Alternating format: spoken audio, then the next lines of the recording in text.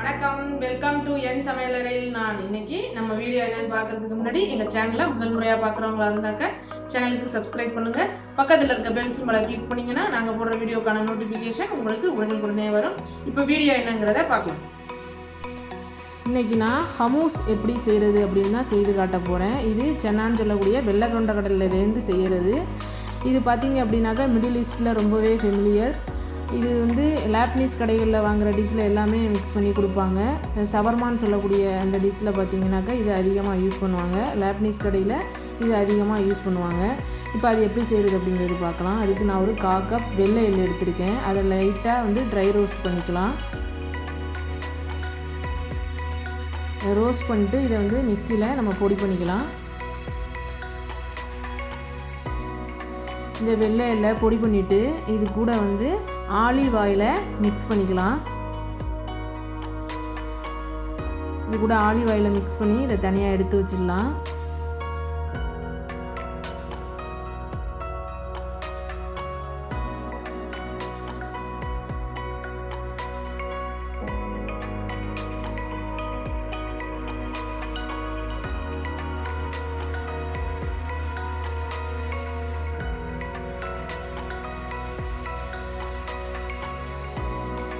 இப்போ வெள்ளை எள்ளு ஆலிவ் ஆயில் மிக்ஸு ரெடி ஆகிடுச்சு. இதை எடுத்து தனியாக வச்சுட்டு அடுத்து ஒரு மிக்ஸி ஜாரை எடுத்து அதில் ஒரு 4 கார்லிக் ஆட் பண்ணிக்கலாம்.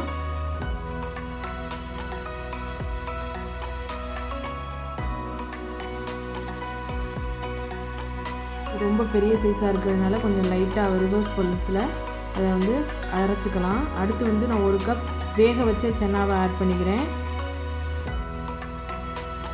அது கூட ஒரு 2 லெமன் ஜூஸ், 2 லெமனோட ஜூஸ் எடுத்து இதில் ஆட் பண்ணியிருக்கேன்.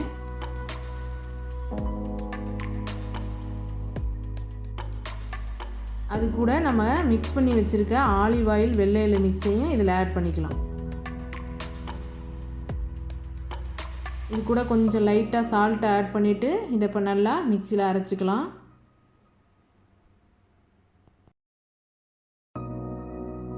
இப்போ கொண்டக்கடலை மிக்ஸு நல்லா விழுதாக அரைச்சாச்சு. இதை வேறு பவுலில் ட்ரான்ஸ்ஃபர் பண்ணிக்கலாம்.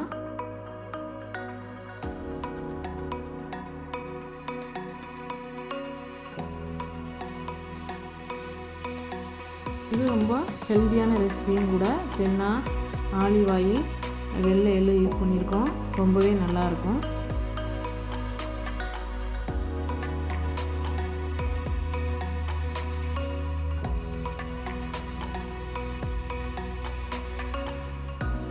நம்ம அரைச்ச இந்த கொண்டக்கடலை விழுதில் லைட்டாக மேலே ஆலிவ் ஆயிலை ஆட் பண்ணிக்கலாம்.